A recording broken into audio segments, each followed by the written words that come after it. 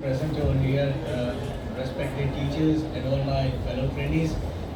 Today, as a part of the elocution competition, I am going to present on the given topic, and today's topic is the unsung heroes of India.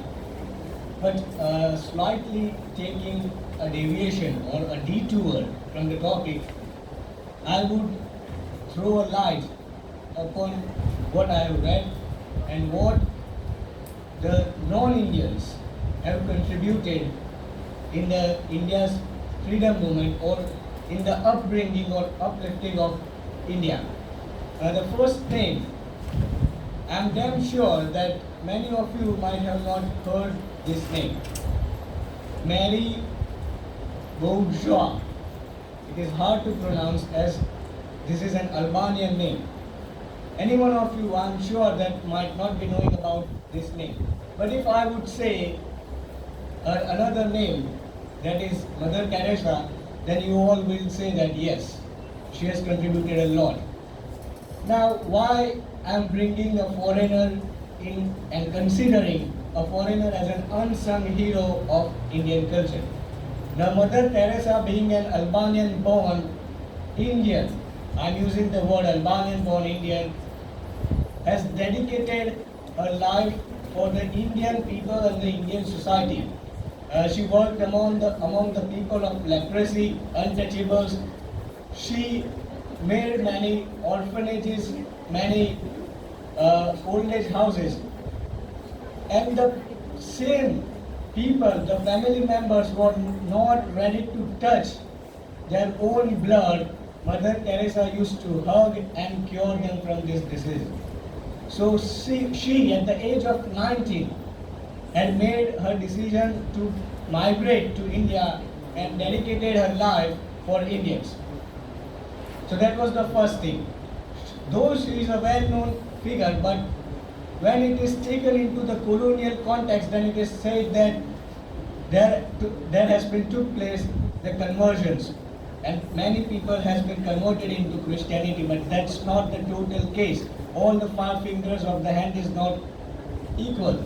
Similarly, Mother Teresa dedicated all her life and earned not even a single penny for herself, and dedicated herself totally for the Indian society and Indian leprosy people.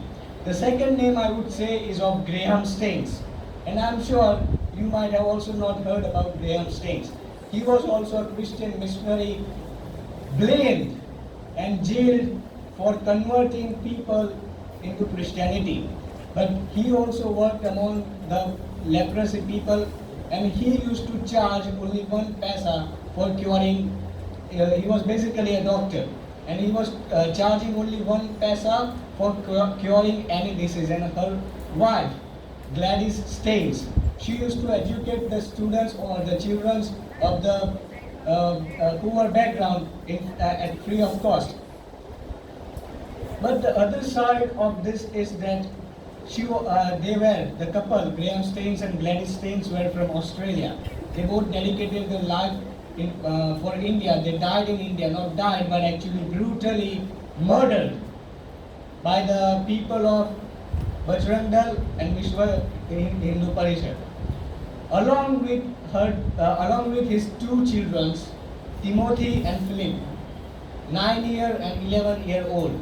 And how brutally they were killed was that they were sleeping in their wagon.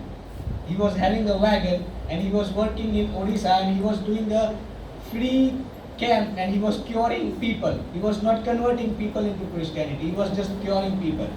At the midnight, the activists, the extremists came and burned all three alive. And when they said, Graham Stains said, "You burn me alive, but please let my two children go." But they were all three, both the children were burnt alive. And when the Indian government peeped into this matter, and when the criminal's name was Dara Singh, so far as I could remember, and when it was asked by the Prime Minister of India by then that what would you say, what would you like to do, shall we hang the criminal to death? Then Graham Stains' wife, Gladys Stains, says that my religion does not teach this. I forgive them. Now imagine a mother forgiving the killers and murderers of their own husband and children. So this was the biggest message that was passed on by Gladys Stains, and he was awarded with the Padma Shri by the Indian government. So these are the two unsung heroes of India, those who have dedicated their life for India. Thank you.